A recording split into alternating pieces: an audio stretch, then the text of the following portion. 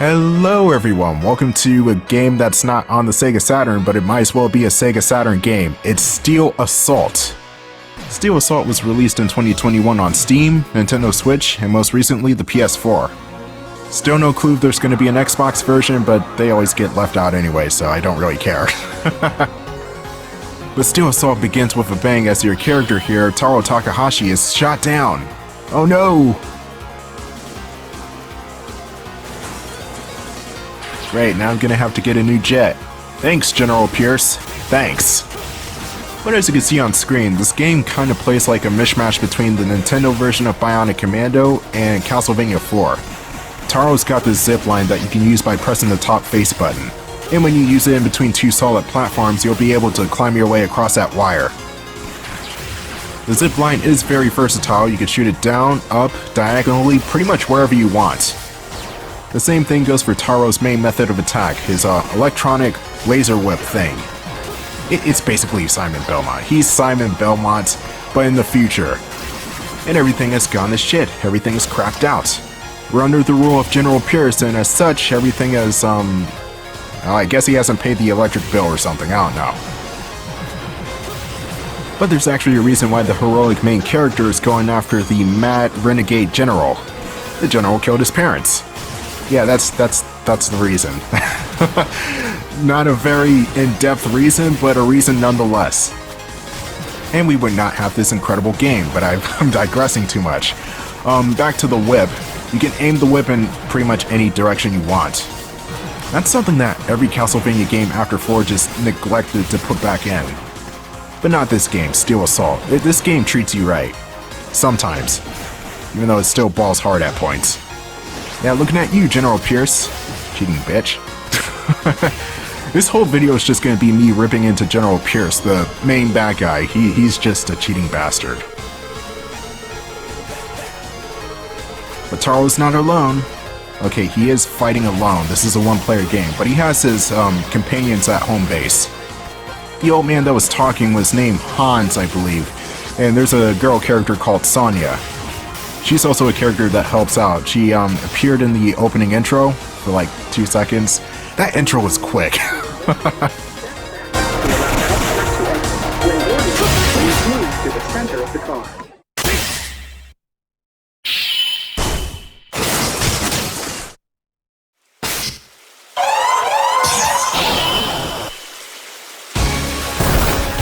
You're gonna notice that some of these sound effects came from other games and even some old school animes. Sonic the Hedgehog 3 being the most influential factor, but there's also that distinctive shwee sound effect. It sounds kind of, not exactly one for one the same sound effect, but it sounds kind of like the Evangelion AT field. But that's not the point. Carla Schmidt, the boss I'm currently facing. She's flying around in her Hawkbot and she's got 3 targets to aim at.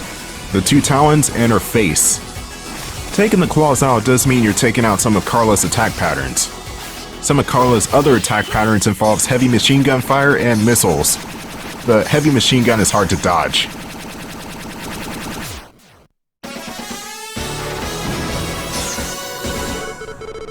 The Hug of Thunder. That sounds cozy.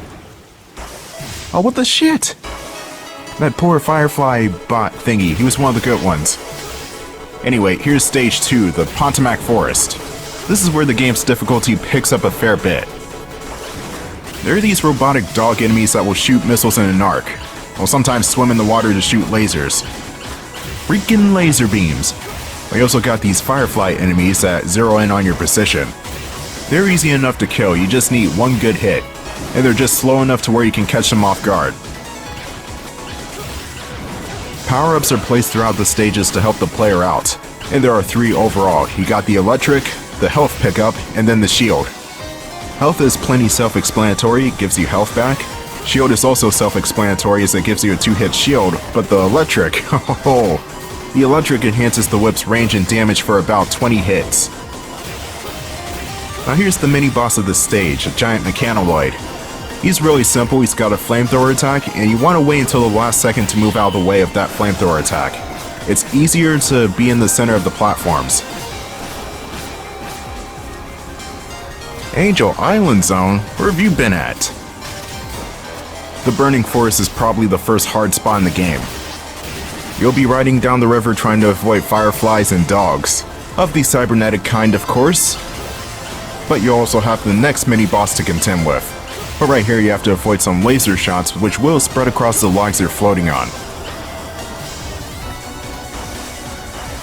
Here's the Mastodon Crusher. Metal is hell name. He shoots a laser and then he dives down below. We'll fight him further down the river, but until then, we got more dodging to do.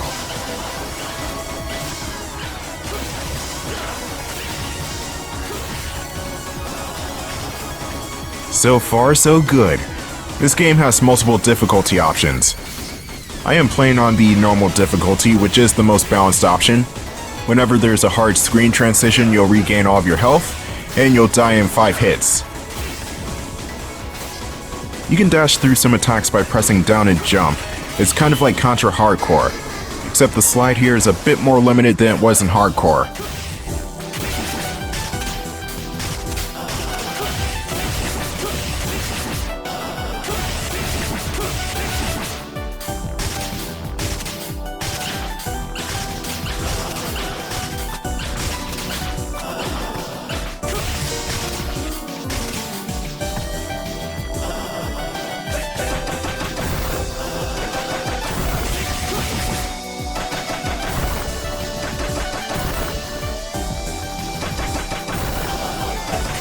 This soundtrack is a masterpiece. And no, I looked it up, Yuzo Koshiro had nothing to do with this. The OST, which there are actually 2 versions of, one of which has the modern guitars and instruments and all that stuff, and the one I currently have on has the Sega Mega Drive's native sound hardware. Those were composed by Joseph Bailey and Luca Della Regina.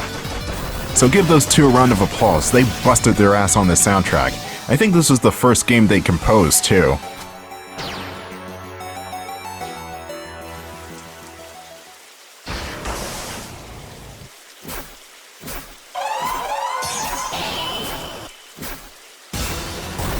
Balthasar Klein. This dude is tricky as hell. And he's got a bitchin' name, too.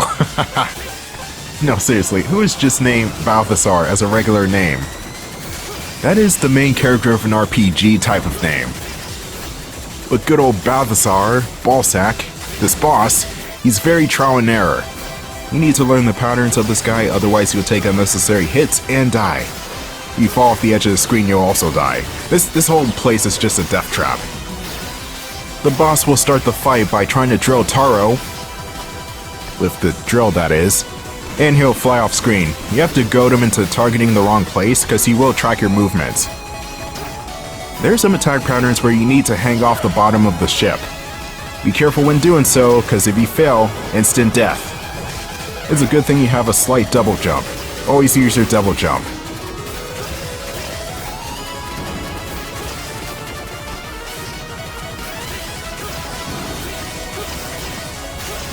Here's a laser attack, which, kind of like the drill attack, tracks you, but it tracks you way better than the drill. So you need to be more proactive and move. Move all over the place. Just don't move towards the bottom of the screen. That's all I really ask.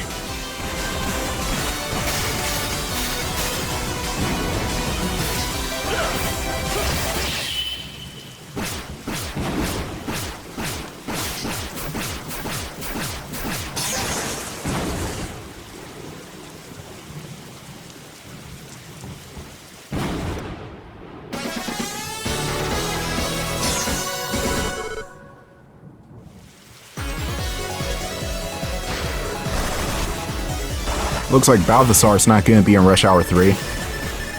There's Sonia. We need to find out Pierce's plan by disabling this plant's assembly line.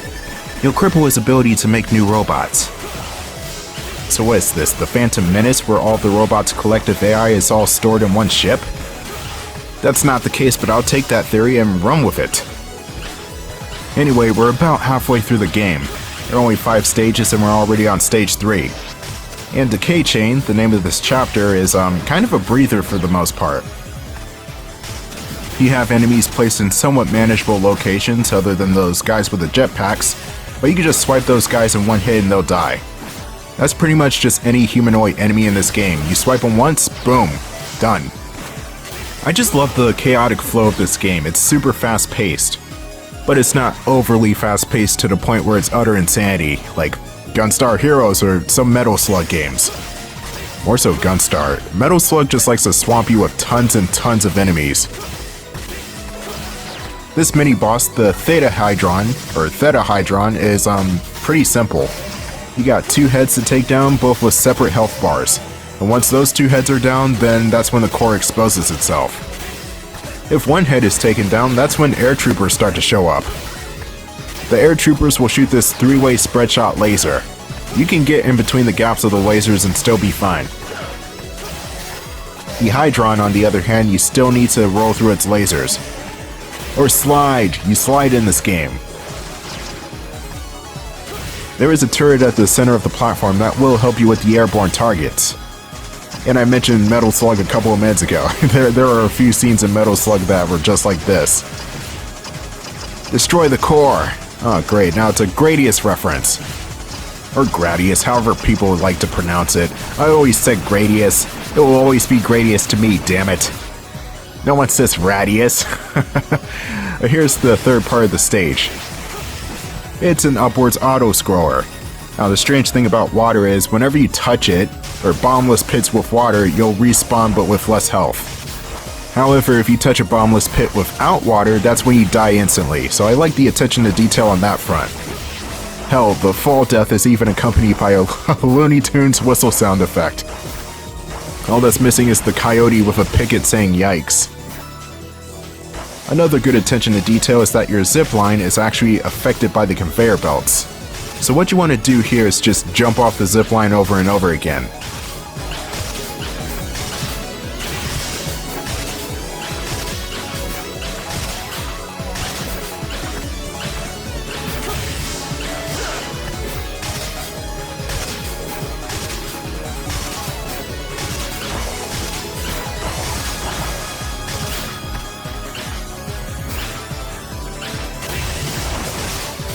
Again, the music in this game is freaking phenomenal. And the soundtrack is not just heavy speed metal, it's actually quite dynamic. You got some slower songs in there, you got some jazzier pieces, you even got some electronica. So there's bound to be something in here for everyone. This room does have a darkness gimmick, and as you may know, I hate dark rooms in video games because it just hinders vision and is overall a nuisance. But this room is an example of how to do darkness gimmicks right. Whenever there's any sort of attack going on, any sort of gunfire or your whip, that's when the room lights up. So the darkness might as well not even really be there. It's kind of inconsequential. You want to baby hop to this platform in order to not hit the electrical ceiling.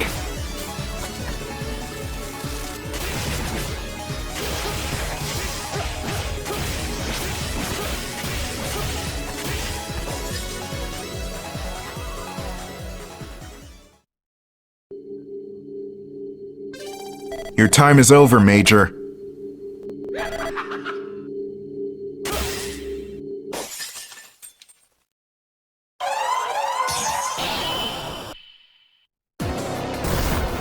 Major Clayton Harris. Oh shit, we're running out of ranks. We got 2 bosses left. But Clayton Harris will let his mechanisms do the fighting instead of fighting on his own. If you play Contra Hardcores, then this will look very familiar. The first phase is that of a phoenix, and he'll have a couple of different attacks. His particular attack is simple: jump, stay, jump, stay, jump, stay. And you should never get hit by that. Another one of the Phoenix's attacks is spawning more enemies. You can just kill those guys with 1 hit. Swoop, you just stay in the center of the screen and jump.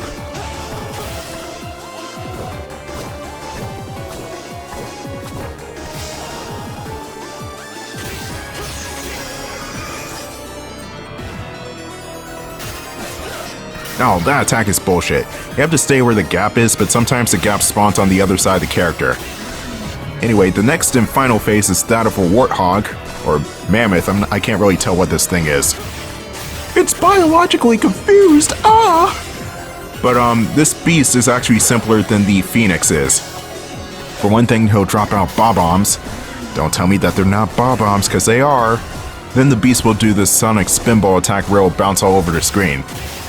It's easy enough to dodge, just predict where it's going and not be in that particular spot when it lands. There are also some energy attacks you have to avoid, 3 of which you have to jump over because it skates on the ground, and 1 of which goes for Taro's standing position, so you have to slide underneath that.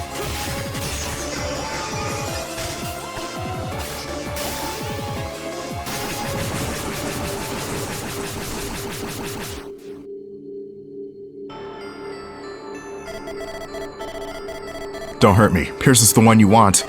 This was all misdirection. This whole plant is a false flag.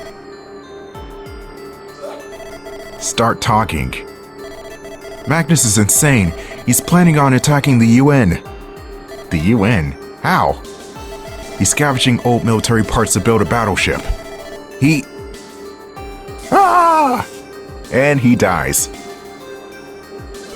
Hello again, Taro. Oh no, it's this douchebag. It seems the pacemaker I made for Major Harris has malfunctioned. Why don't we talk face to face, Pierce? Coward. If that's what you want, come to Manhattan. Today, my life's work will finally come to fruition. I just noticed the background. Why is the star from Spider-Man 2 the movie here? Anyway, Heart of Concrete. Music. Great.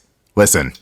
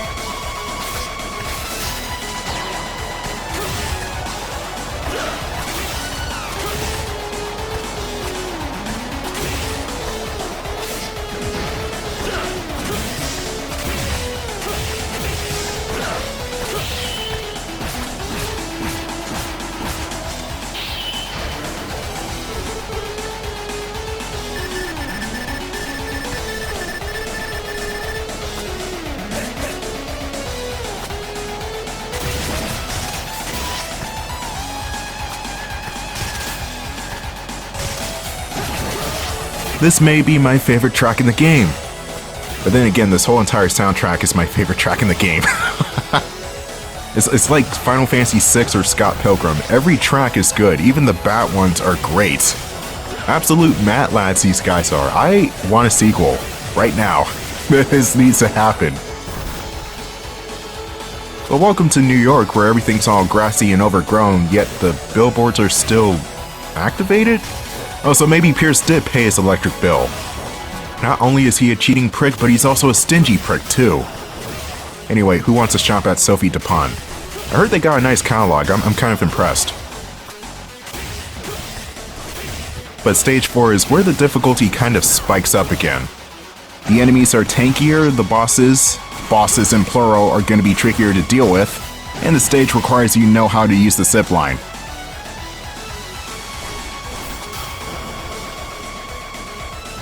Here's more instant death territory. These are always fun. It's a long way up this building, but in the meantime we got helicopters and rocket troopers.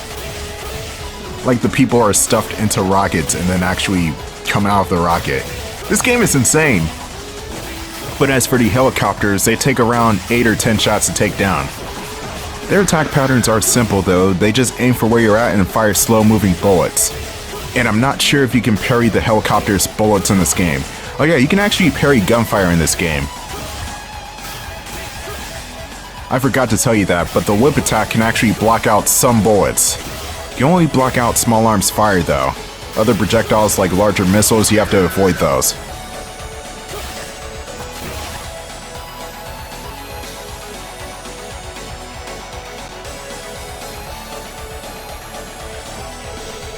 Looks like it's almost out of fuel.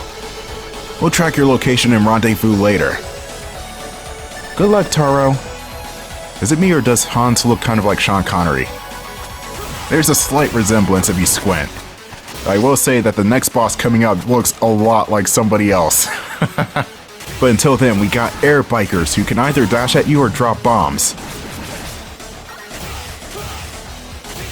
The controls in this game, much like Castlevania 4, they're pretty perfect. There's no input delay, there's no lag. Whenever you do an action, the character just does it. And taking a hit like that was completely my fault.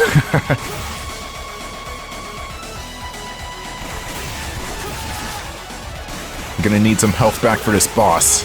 I'm sorry, bosses. There's two of them. They're twins, I think, even though they don't look like twins at all. This game is very much inspired by Scott Pilgrim. We got 7 evil command- oh no, wait, we're missing one, shit! We got 6 evil commanders to take down.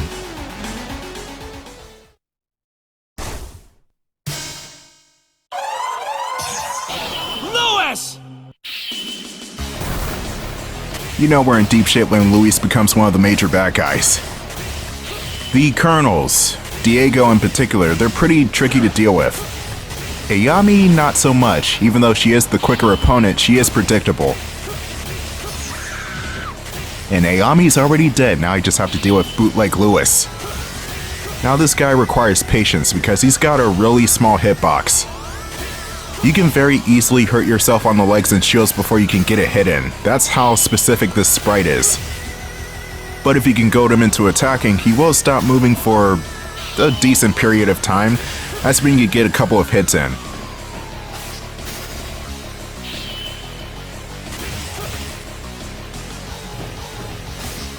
I don't even know what this machine is supposed to be. Is it some sort of praying mantis or something? Oh god, it's a slicer from Sonic 2. Great. Nobody freaking likes slicers. But yeah, this is the fight. And you can actually take Diego out before Ayami, but who wants to do that? That's even more time consuming. Come on, whip it good.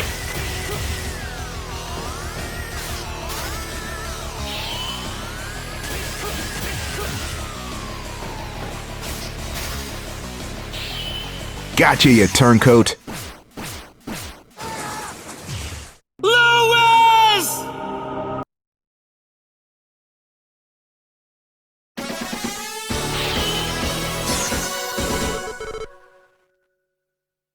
Chapter 5, Magnus's Dream. Welcome to the final stage. And I guess this game counts as a sort of beat 'em up, so elevator stage out of nowhere. I guess it's poetic. We're going up to Pierce so we can kick his ass, so why not have an elevator stage? There are multiple parts to stage 5. You got this elevator segment, and then a mini-boss. And then after that, you have a sky chase sequence, much like Sonic 2.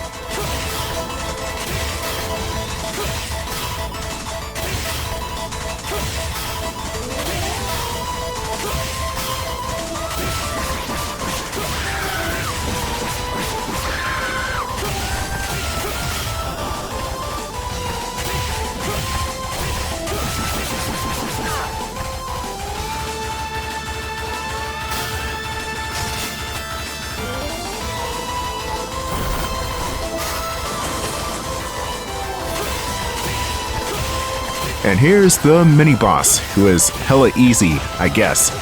A lot of his attacks have tails to them. For this bullet hell attack, you just slide through the gunfire. And that's pretty much it. Mecha Agni is stupid.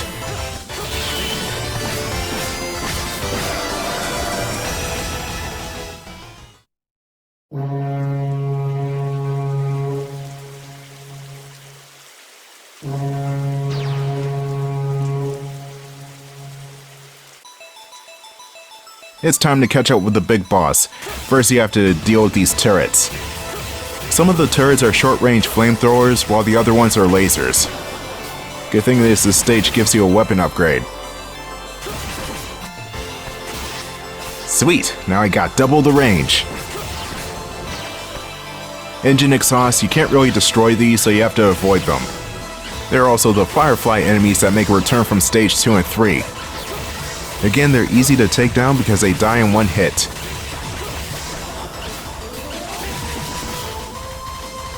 Oh god damn it, Pierce, I'm going to turn you into a human pretzel when I see you.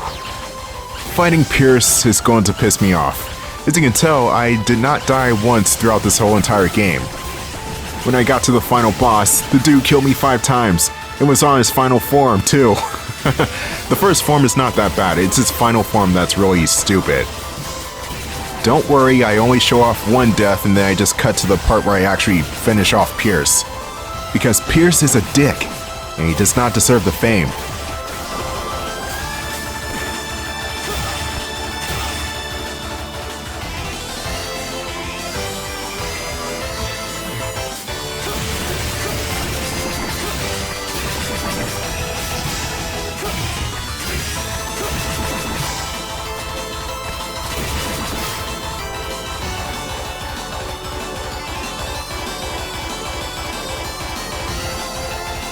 Home stretch, kind of. We still got a couple more enemies to deal with, but we also got more power-ups to collect. And when I first played through this section, I thought, oh god, this is a maze, ain't it? We're going down. Fortunately, it's not a maze. Thank god. Just imagine this game out of nowhere just pulls a Revenge of Shinobi. I would have put the controller down right there. I hate mazes in video games, okay? If it's not a Metroidvania or Phantasy Star 2, then there shouldn't be a maze. And even the mazes in Phantasy Star 2 are bullshit. Oh my god. Who even designed those mazes, and did he ever get a job in the gaming industry again after that? I really hope not. Because that game was just absolutely diabolical at points. What is the most diabolical game you've ever played? I know somebody's probably gonna say Jekyll and Hyde. I can't say for myself, I never played that game.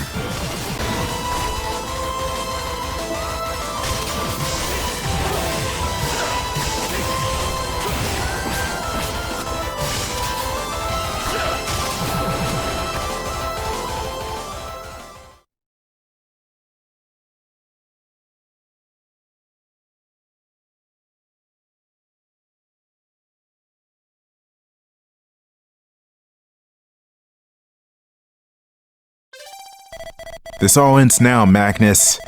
Give it up. I won't have the likes of you getting in my way. Oh, okay. He jumps into a machine, of course. Pierce, I'm gonna kick your ass so hard you're gonna shit out of your mouth! Here's the first phase of the final boss, Magnus Pierce. Yeah!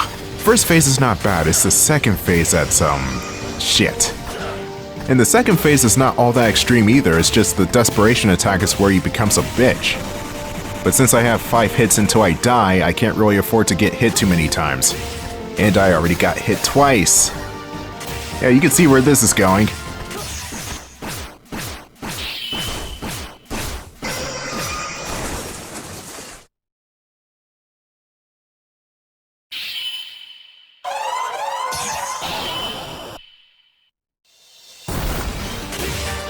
The general himself has entered the fight, and he's got a couple of different attacks. One of which is where he dashes right towards you with his sword. Don't worry, he's not Lord Brevin. That dash attack still adheres to normal damage output lol, so you don't have to worry about that. You do have to worry is that it kind of tracks you though. So you have to do a bit of tricky dodging in order to avoid that. His other attacks are laser beams. You can parry the green ones, but you have to dodge the blue and red ones. So that part, not too bad. This part sucks. He electrifies the floor, so you have to use your zipline. That can put you at a major disadvantage because sometimes I'll put you out of range of Pierce, but his dash attack just auto-tracks you. In other words, you could be suspended in the air halfway across the screen and Pierce will be like, I could just dash and go into the air anyway, who cares? I defy the laws of physics. Gonna defy your ass. But if you ever played Alien Soldier, this final boss looks exactly like the final boss from that game. It was Zy Tiger or Z Leo? No, it was C Leo. Zy Tiger was the train boss. That's a let's play that I'm going to have to redo in the full gameplay format. If I could beat that game under an hour, that is. The new full gameplay format is usually games that I can beat within an hour. I started this format last month with Space Harrier 2, so I want to continue this format at least monthly. Hell, I just want 2024 to be a good year for this channel, honestly. 5th year anniversary since I started YouTube, let's go. And even though this is not the day of as I'm recording it, I am going to post this video on my birthday. So happy 26th, I guess. Hey Pierce, can you please kill me again? Okay, his attacks are simple. You just jump and slide under those. Jump, jump, slide, slide, like Mega Man 8. I honestly don't hate Mega Man 8 as much as I used to anymore. I'm still not fond of it, but it's not a bad game. Okay, here we go. As soon as you see him do the instant transmission, that's when you should jump out of the way, because that attack just tracks you so good. And he's still spamming the laser beams. Freaking laser beams. I can't even get close to him. Ah, just get out of my face. I can't believe it. How did you... Oh, well, good. You suck, Pierce. You suck! And there's no third phase, that's it.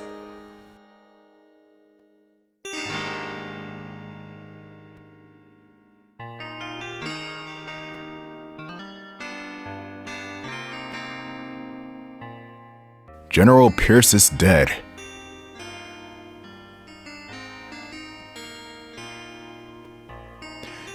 You finally got your revenge. It doesn't feel like I got much of anything. Well, you didn't eat breakfast, that's why. Many people are still in danger. Pierce still has clusters of followers vying for power around the country. Sequel? Spinoff? It's been 2 years, come on! Well, now that we have this battleship, why don't we pay them a visit?